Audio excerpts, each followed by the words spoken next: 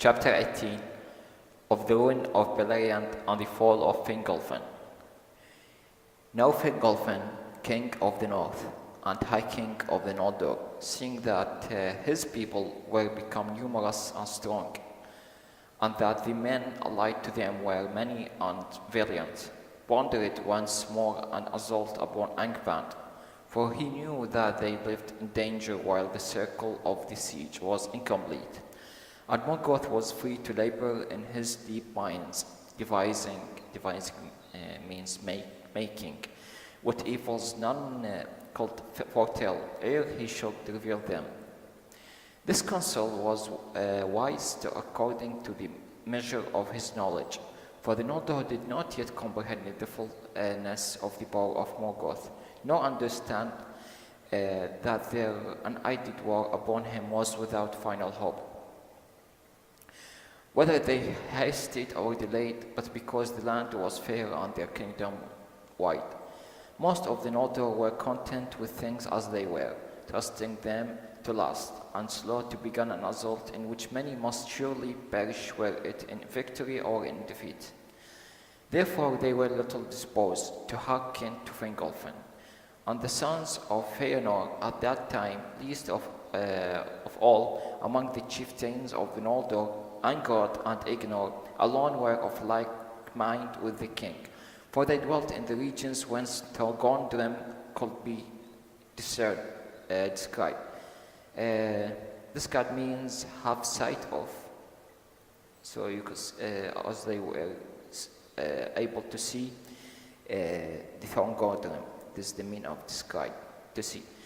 And the threats of Morgoth were present to their thought. Thus the designs of Fingolfin came to naught, and the land and peace yet for a while.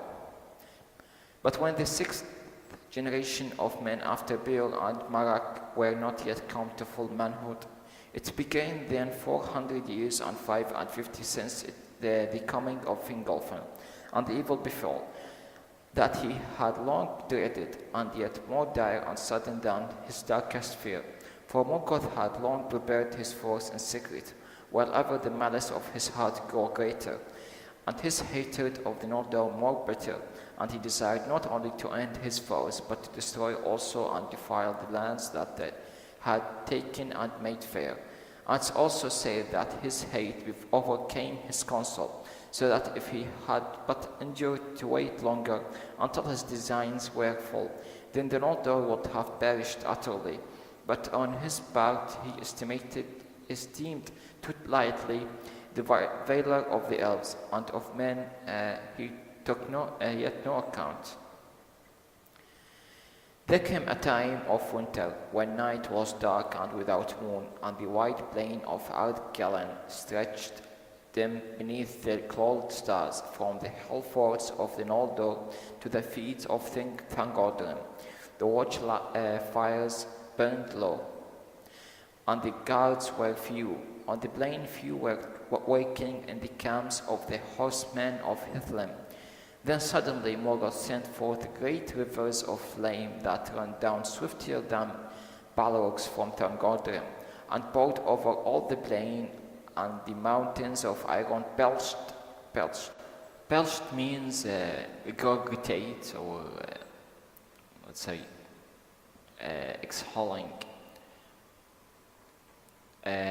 forth fires of many poisonous hues, and the fume of them stank means unpleasant smell upon the air, and was deadly. Thus Ardgallan perished, and fire devoured its grasses, and became burned and desolate waste, full of choking dust, barren and lifeless. Barren means infertile or without vegetation. Thereafter its name was changed, and it was called Unfogleth, the gasping dust. Gasping means the inhaling. Many charred bones had their roofless grave. Many charred bones, charred means partially burned, or just like coal, that were had their roofless grave without grave but without a roof. For many of the Noldor perished in that burning, who were caught by the running flame and could not fly to the hills. The height of Dorthonion and Eredwithern held back the fairy torrents. Fairy way like a ship to move between. But their wood upon the slopes that looked toward Angband were all kindled, and the smoke wrought confusion among the defenders. Thus began the fourth of the great battles, Dagor Bragolek, the battle of the sudden flame. In the front of that fire came Glaurung, the golden father of dragons, in his full might, and in his train was Balrog, and behind them came the black armies of the orcs in multitude, such as the Noldor had never before seen or imagined, and they assaulted the fortress of the Noldor and broke the leaguer about Angband, and slew wherever they found them, the Noldor and their allies, grey elves and men. Many of the stoutest of the foes of Morgoth were destroyed in the fire days of that war. Stoutest mean the bravest, bewildered and dispersed and unable to muster their strength. Muster means collecting or gathering their strength. War ceased not wholly ever again in Beleriand, but the battle of Sudden Flame is held to give ended with the coming of spring, when the onslaught of Morgoth grew less. Thus ended the siege of Angband, and the foes of Morgoth were scattered and sundered one from another. The most part of the grey elves fled south and forsook the northern wall. Men were received into Doriath, and the kingdom and strength of Thingol grew greater in that time. For the bow of Melian the queen was woven about his borders, and evil could not yet enter the hidden realm. Others took refuges in the fortress by the sea. And in Nargothrond, and some fled the land and hid themselves in Osirian, or passing the mountains wandered and homeless in the wild. And the rumor of the war and the breaking of the siege reached the ears of men in the east of Middle-earth. The sons of Fingolfin bore most heavily the brunt of the assaults. The brunt means the worst part of the assault, and Angod and Ignor were slain. Those are the sons of Fingolfin. Beside them fell Brigalas, lord of House of Beor, and a great part of the warriors of the people. But Barahel, the brother of Brigalas, was in a fighting farther westward, near to the pass of Sirion. There King Finrod Flagrant, hastening from the south, was cut off from his people and surrounded with a small company in the pen of Serge. And he would have been slain or taken, but Barahel came up with the bravest of his men, and rescued him, and made a wall of spears about him, and they cut their way out of the battle with a great loss. Thus Felagund escaped, and returned to his deep fortress of Nargothrond. But he swore an oath of abiding friendship and eyed in every need to Barahel and all his kin, and in token of his vow he gave to Barahel his ring. Barahel was now by right lord of the House of Beor, and he returned to Dorthonion, but most of his people fled from their homes and took refuge in the fastness of Hithlum. So great was the onslaught of Morgoth that Fingolfin and Fingon could not come to the aid of the sons of Fingolfin, and the host of Hithlum were driven back with a great loss to the fortress of Eredwithern. And these they hardly defended against the orcs before the walls of Ithel, Sirion fall, Hader the golden-haired, defending the rear guard of his lord Fingolfin. Being then 66 years of age, and with him fell Gondor, his young son, pierced with many arrows, and they were mourned by the elves. Then Galdor the Tall took the lordship of his father, and because of the strength and height of the shadowy mountains, which withstood the torrent of fire, and by the valor of the elves and men of the north, which neither orc nor balor could yet overcome, Hithlum remained unconquered, a threat upon the flank of Morgoth attack. Flank means the side of Morgoth army, let's say. But Fingolfin was sundered from his kinsmen by a sea of foes.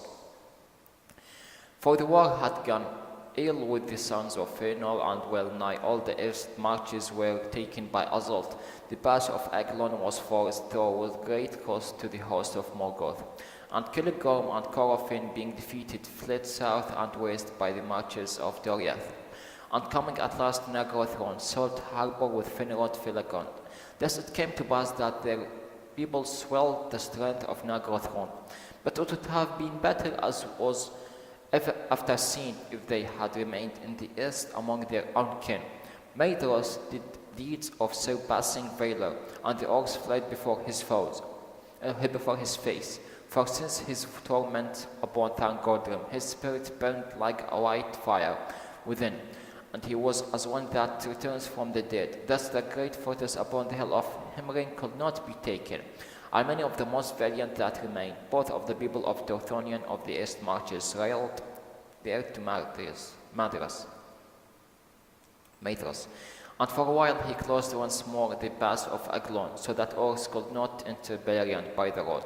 But they overwhelmed the riders of the people of Valinor upon Lothland, for Glaurung came thither and passed through the Maglar's Gap, and destroyed all the land between the arms of Gillian, and all the orcs took the fortress upon the west slope of Mount Rear, and ravished all the Thargelion, the land of the Caranther, and they defiled Lake Helivorn. Thence they passed over Gillian with fire and terror, and came far into East Beleriand. Maglar joined Maedhros upon Hemring. But Caranther fled and joined the remnant of his people to the scattered folk of the hunters, Amrod and Amras, and they retreated and passed Ramdol in the south. Upon Ammon Ereb they maintained a watch and some strength of war, and they had aid of the green elves, and the orcs came not on into Osirian, nor to Tower Doinath and the wilds of the south. Now news came to Tithlim that the Dorthonion was lost, and the sons of Fingolfin overthrown, and that the sons of Finor were driven from their lands. Then Fingolfin beheld, as it seemed to him, the utter ruin of the Northern, and the defeat beyond redress of all their houses. Here defeat means, the redress means covered. The defeat covered all their houses, and filled with wrath and despair, he mounted upon Rogalor, his great horse, and rode forth alone, and none might restrain him. He passed over Dor Foglet like a wind amid the dust, and all that beheld his own fleet in amaze, thinking that Orome himself was come. For a great madness of rage was upon him, so that his eyes shone like the eyes of the Valar. Thus he came alone to Angband's gate, and he sounded his horn, and smote once more upon the brazen doors. Brazen means harren something, or made by some metals. And challenged Morgoth to come forth to a single combat, and Morgoth came. That was the last time in those wars that he passed the doors of his stronghold, and said that he took not the challenge willingly, for though his might was greatest of all things in the world, alone of the Valar he knew fear. But he could not now deny the challenge before the face of his captains, for the orcs rang with the shrill music of Fingolfin horn. Shrill means rough or hard music or firm of Fingolfin's horn, and his voice came keen means brave, and clear down into the depths of Angband, and Fingolfin named Morgoth Craven, and the Lord of the Slaves. Craven means coward. Therefore Morgoth came climbing slowly from his subterranean throne. Subterranean means underground throne. And the rumor of his feet, here rumor means the noise of his feet while climbing, was like thunder underground. And he issued forth clad in black armor, and he stood before the king like a tower, iron crowned, and his vast shield stable on blazons. Stable on blazons means display vividly. Cast a shadow over him like a storm cloud, but Fingolfin gleamed beneath it as a star, for his mail was overlaid with silver, and his blue shield was set with crystals, and he drew his sword, Ringel, that glittered like ice. Then Morgoth hurled aloft grunt. Hurled means throw, aloft grunt. Aloft grunt is just like a hammer that has a long-handled, stick or rope. The hammer of the underworld, and swung it down like a bolt of thunder. But Fingolfin sprang aside, and Grunt rent a mighty a bit. Rent means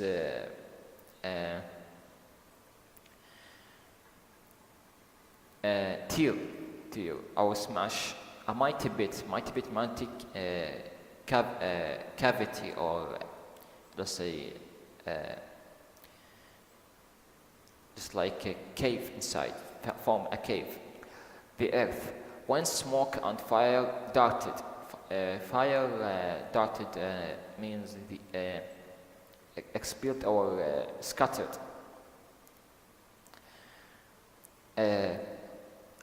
Many times Morgoth essayed to smite him, and each time Fingolfin leaped away as a lightning shoots from under a dark cloud, and he wounded Morgoth with 7 wounds, and 7 times Morgoth gave a cry of anguish, where the host of Angband fell upon their faces in dismay, and the cries echoed in the Northlands. But at last the king grew weary, and Morgoth bore down his shield upon him. Thrice he was crushed. Thrice means 3 times he was crushed to his knees, and thrice arose again and bore his broken shield, and striking home. But the earth was all rent and bit about him, and he stumbled and fell backward before the feet of Morgoth. And Morgoth set his left foot upon his neck, and the weight of it was like a fallen hull. Yet with his last and desperate stroke, Fingolfin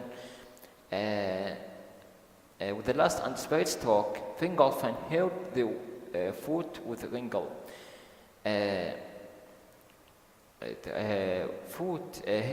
Held, not cut, but just like injured the Morgoth feet with the Ringle, the sword. And the blood gashed means profuse, forth black and smoking, and filled the bits of ground. Thus died Fingolfin, High King of the Noldor, most proud and valiant of the elven kings of Old. The Orc made no boast of that duel at that gate. Made no boast. Boast here means just to show off our brag about that fight. Neither do the elves sing of it, for their sorrow is too deep, yet the tale of it's remembered still. For Thorondor, king of eagles, brought the tidings to Gondolin and to Hithlem, afar off. And Morgoth took the body of the elven king and broke it, and would cast it to his wolves. But Thorondor came hasting from his eyrie means nest, among the peaks of Chrysigrim, and he stopped upon Morgoth and married his face. Just to recall something which worth mentioning, that Thorondor in the Book of the Lost Tales was already slain by Morgoth himself, but earlier, during the darkening of Valinor. Never mind. The rushing of the wings of Thorondor was alike the noise of the winds of Manwë, and he seized the body in his mighty talons, and soaring suddenly, talons like just like the claws or the fingers of the bird, soaring suddenly above the darts of the orcs. Soaring means ascending. Of the darts of the orcs, he bore the king away, and he laid him upon a mountain top that looked from the north upon the hidden valley of Gondolin. And Turgon coming built a high cairn over his father.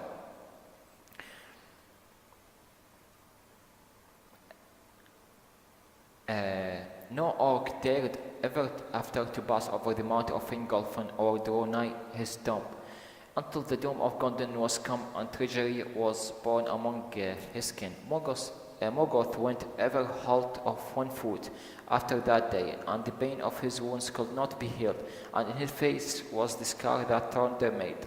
Great was the lamentation in Hithlum when the fall of Fingolfin became known, and Fingon in the sorrow took the lordship of the house of Fingolfin and the kingdom of the Noldor. But his young son Elinion was after named Gil-galad he sent to the havens. Now Morgoth's power overshadowed the Northlands, but Barahir would not flee from Dorthonion and remained contesting the land foot by foot with his enemies. Then Morgoth pursued his people to their death, until few remained, and all the forest of the northward slopes of the land was turned little by little into a region of such dread and dark enchantment, that even the orcs would not enter it unless need drove them. And it was called Dilduath, and Tar and Fawn, the forest under nightshade. The trees that grew there after the burning were black and grim, and their roots were tangled, groping in the dark like clouds. Groping means like feeling in the dark like clouds. And those who strayed among them became lost and blind, were strangled or pursued to madness by phantoms of terror. At last, so desperate was the case of Barahir that Imelda, the man-hearted, his wife, whose mind was rather to fight beside her son and her husband than to flee, gathered together all the women and the children that were left, and gave arms to those that would bear them, and she led them into the mountains that lay behind, and so by perilous path, until they came at last with loss and misery to Brithil. Some were there received among the Haladin, but some passed over the mountains to Dog Lomen. And the people of Galder, Haider's son, and among those were Ryan, daughter of Beleriand, and Morgoin, who was named Elduin, that is elf sheen. Sheen as brightness or gleaming, daughter of Baragon, but none ever saw again the men that they had left, for these were slain one by one, until the last one. 12 men remained to Barahir, Beren his son, and Baragond and Beleriand his nephews, and the sons of Bergolas, and 9 faithful servants of his house, whose name were long remembered in the songs of the Noldor. Rathruin and Derwin, they were Dagnar and Ragnar, Gildor and Gorlim, the unhappy Arthrod and the Arthel and Hathalder. The young outlaws without hope they became, a desperate band that could not escape and would not yield, for their dwelling were destroyed, and their wives and children captured, slain, or fled from Hithlum. There came neither news nor help, and Barahir and his men were hunted like wild beasts, and they retreated to the barren highlands above the forest, and wandered among the tarns and rocky moors of the regions. Tarns mean small mountains, lake, while moors a tract of open, uncultivated upland. So just like upland or highland or a heath, a tract of open, uncultivated upland. Furthest from the spies and spears of Morgoth, their bed was the heather and their roof that cloud the sky. For nigh on 2 years after the Bragolak, the Noldor still defended the western pass above the sources of Syrian, for the power of Ulmo was in that water, and Mine Street withstood the orc. But at length, after the fall of Fingolfin, Sauron, greatest and most terrible of the servants of Morgoth, who in the Sindarin tongue was named Gorthar, came against Ordoreth, the warden of the tower, guard of the tower, upon tall Syrian. Sauron was become now a sorcerer of a dreadful power, master of shadows and phantoms, full in wisdom, cruel in strength, mishaving what he touched. Mishaving means disfigure or distort what he touched, twisting what he wrote of werewolves. His dominion was torment. He took Minas Tirith by assault, for a dark cloud of fear fell upon those that defended it, and Ardereth was driven out and fled to Nargothrond. Then Sauron made it into a watchtower for Morgoth, stronghold of evil and menace. And the fair isle of the Tol Syrian became accursed, and it was called Tol en Gawroth, the isle of werewolves. No living creature could pass through that veil that Sauron did not espy from the tower where he sat. And Morgoth held now the western pass, and his terror filled the fields and woods of Beleriand. Beyond Hitlim he pursued his foes relentlessly, without hesitation, and he searched out their hiding places and took their strongholds one by one. The orcs, growing ever bolder, wandered at will far and wide, coming down Syrian in the west and Colon in the east, and they encompassed Doriath. Encompassed means surrounded Doriath, and they harried the land so that beast and bird fled before them.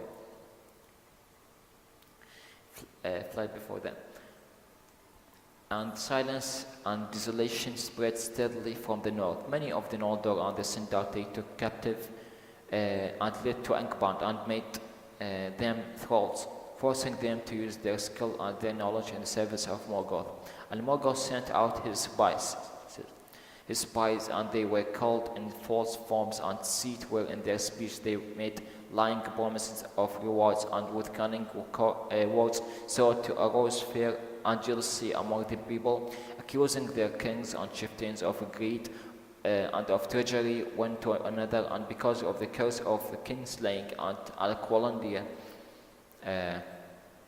those lies were often believed, and indeed as the time darkened they had a measure of truth, for the hearts and minds of elves of Beleriand became clouded with despair and fear. But ever to the Noldor fared most the treachery of those of their own kin, who had been thralls in Angband. For Morgoth used some of these for his evil purposes, and feigning to give them liberty, sent them abroad, but their wills were chained to his, and they strayed only to come back to him again. Therefore, if any of his captives escaped in truth and returned to their own people, they had little welcome, and wandered alone out loud and desperate. To men Morgoth feigned pity, if any would hearken, know his message, saying that their woes came only of their servitude to their rebel Noldor. Servitude means slavery or servicing of the rebel Noldor. Or rebellion. But at the hands of the rightful Lord of Middle-earth they would get honor and a just reward of valor if they would leave rebellion. But few men of these houses of the Eden will give ear to him, not even were they brought to the torment of Angband. Therefore Morgoth pursued them with hatred, and he sent his messengers over the mountains. It's told that at that time the swarthy men came first into Beleriand. Some were already secretly under the dominion of Morgoth and came at his call, but not at all, for the rumor of Beleriand, of its lands and water, of its wars and riches, went now far and wide, and the wandering feet of men were ever set westward in those days. These men were short and broad, long and strong in the arm. Their skins were swart or swallow. Swart means black or brown, and sallow means yellowish. And their hair were dark as were their eyes. Their houses were many, and some had greater liking of the dwarves or the mountains than for the elves. But Maedhros, knowing that the weakness of the Noldor and the Eden, whereas the bit of Angband seemed to hold store inexhaustible and ever renowned, made alliance with those new-come men, and gave his friendship to the greatest of their chieftains, Bor and Ulfang. And Morgoth was well content, for this was as he had designed. The sons of Bor were Borlak, and Borthand, and they followed Maedhros and Maglor, and cheated the hope of Morgoth. and were faithful. The sons of Alfang, the black, were Alfast and Alwath, and Aldor the cursed, and they followed Caranthir and swore allegiance to him, and proved faithless. There was small love between the Eden and the Easterlings, and they met seldom, for the newcomers abode long in East Beleriand, but Haldor's folk were shot in Hithlum, and Beor's house was well nigh destroyed. The people of Halath were at first untouched by the northern war, for they dwelt to the southward in the forest of Berthel. But now there was a battle between them and the invading orcs, for they were stout-hearted men, and would not lightly forsake the woods that they loved. And amid the tale of defeats of that time, the deeds of the Haladin are remembered with honor. For after the taking of Minas Tirith, the orcs came through the western pass, and maybe would have ravaged means steal or loot, even to the mouth of Sirium. But Halmer, lord of the Haladin, sent westward to Thingol, for he had friendship with the elves that guarded the borders of Doriath. Then Beleg's strongbow, chief of the wardens of Thingol, brought great strength of the Cinder, armed with access to Berthel, and issuing from the deeps of the forest, Halmer and Beleg took an Ori legion at unawares and destroyed it. Thereafter, the black tides out of the north was esteemed, or it means spread, in that region, that the orcs dared not cross the Tiglan for many years after. The people of the Halath dwelt yet in watchful peace in the forest of Berthel, and behind their guard of the kingdom Nargothrond has had respite and mustered the strength. Respite means rest, or long enough of rest and relax. At this time, Hurin and Hor, the sons of Galdor of Dor Lomen, were dwelling with the Haladin, for they were akin. In the days where before the Ragalak, those two houses of the Eden were joined at a great feast when Galdor and Gloredel, the children of Hader Goldenhead, were wedded to Harith and Halder, the children of Halmer, lord of the Halden.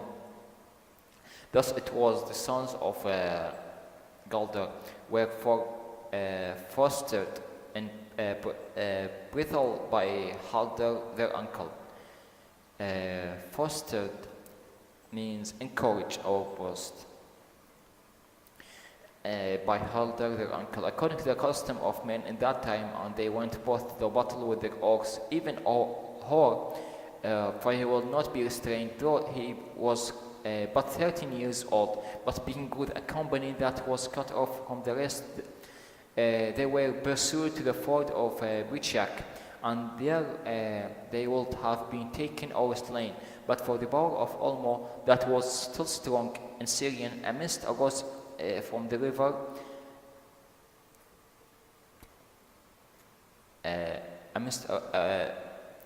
but for the power of Olmo that was still strong in Syrian, a mist arose from the river and hid them from their enemies, and they escaped over Brichak into Dimbar, and wandered among the hills beneath the sheer walls of the Crisegrim, until they were bewildered in the seas of that land, and knew not the way to go on or to return.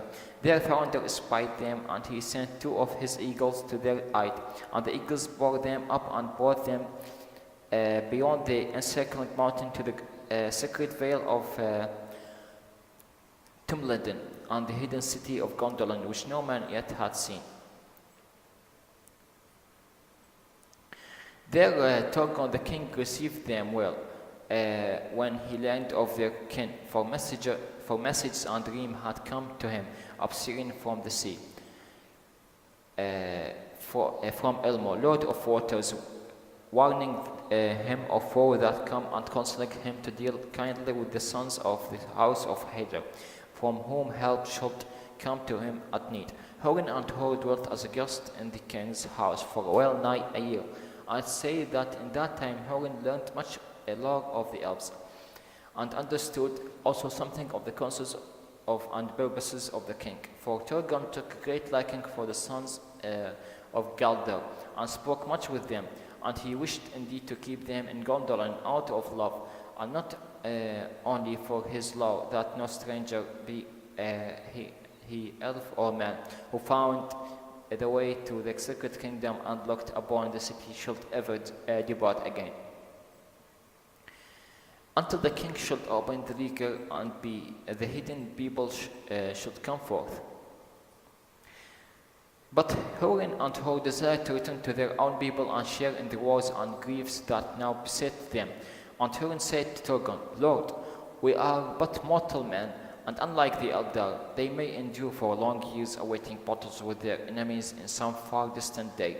But for us the time is short, and all hope and strength soon wither. Moreover, we did not find the road to Gondolin, and indeed we do not know surely where the city stands, for we were brought in fear and wonder by the highways of the air, and in mercy our eyes were veiled miscovered. Then Turgon granted his prayers, and he said, But by the way that you came, you have leave to depart. If Thorondor is willing, I grieved at this parting, yet in a little while, as the elder accounted, we may meet again. But Maeglin, son of the king's sister's son, who was mighty in Gondolin, son of the dark elf, Eorl, grieved not at all at their going, though he begrudged them the favor of the king, for he had no love for any of the kindred of men. And he said to Húrin, the king's grace is greater than you know, and the law is become less stern than aforetime, or else no choice will be given you but to abide here to your life's end. Then Húrin answered him, the king's grace is great indeed, but if our word is not enough, then we will swear oaths to you. And the brothers swore never to reveal the counsels of Turgon, and to keep secrets in that they had seen in his realms. Then they took their leave, and the eagles coming bore them away by night, and set them down in Dor-Lomin before the dawn. Their kinsfolk rejoiced to see them, for messengers from Brithol had reported that they were lost, but they would not declare even to their father where they had been, save that they were rescued in the wilderness by the eagles that brought them home. But Galdor said, Did you then dwell as a year in the wild, or did the eagles house you in their eyries? But you found food and fine raiment, and returned as young princes, not as waifs of the wood. Waifs means homeless and helpless people or person. And Húrin answered, Be content that we have returned, for only under an oath of silence was this permitted. Then Galdor questioned them no more, but he had and many other guessed at the truth. And at that time the strange fortune of Húrin and Hur reached the ears of the servants of Morgoth.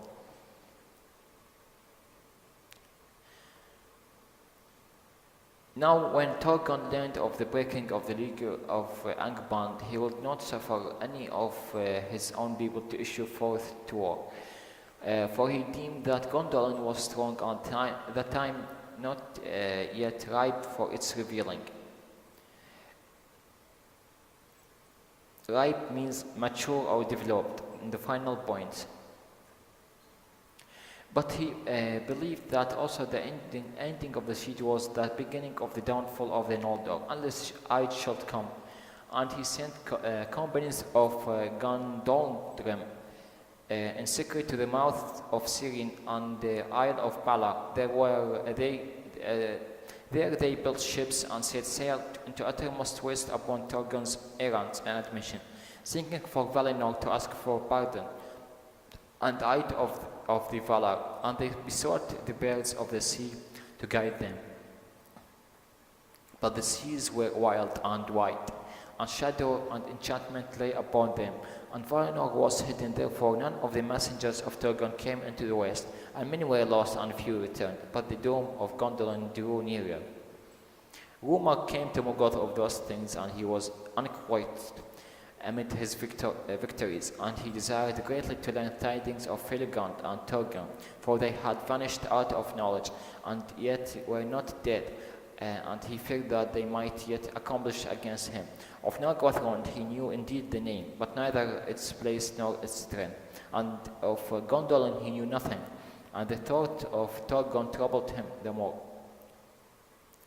Therefore he sent forth ever more spies to Beleriand, but he called the main host of the orcs to Angband, for he perceived that he could not yet mix a final and victorious battles until he had gathered a new strength,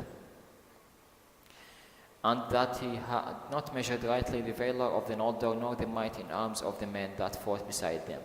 Great though his victory had been in the Bragolak, and in that after years, and in the years after, and grievous the harm that had done to the enemies, his own loss had been no less, and though he healed Dorthonion and the Baths of Sirion, the elder, recovering from their first dismay, began now to regain what they had lost. Thus Beleriand and the south had semblance of peace again, for semblance means appearance of peace again for a few brief years, but he forged of Angband were full of labor. But the forges of Angband were full of labor. When 7 years had passed since the fourth battle, Morgoth renewed his assault, and he sent a great force against Hithlum. The attack of the passes of the Shadow Mountains was bitter, and the siege of Ithilsirin, Galtor, the tall lord of Dordomen, was slain by an arrow.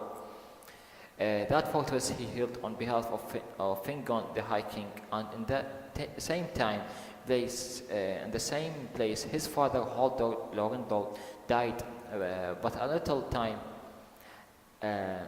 before. Hurin, his son, was then newly come to manhood, but he was great in strength, both of mind and body, and he drove the orcs with heavy slaughter from arid Withram, and pursued them far across the stands of Anfarleth. But King Fingon was hard put to it to hold back the army of Angband that came down from the north, and battle was joined upon the very plains of Hithlum. There Fingon was outnumbered, but the ships of Círdan sailed with great strength upon the firth of Rengist, and the hour of need the elves of the Falas came upon the host of Morgoth from the west. Then their orcs broke and fled, and the elder had the victory, and their horsed archers pursued them even to the Iron Mountains. Thereafter Hurin, son of Galdor, ruled the house of Hader in Dor Lomen, and served Fingon. Hurin was of less stature than his father, of his son after him, but he was tireless and enduring in body, lithe and swift after the manner of his mother's kin.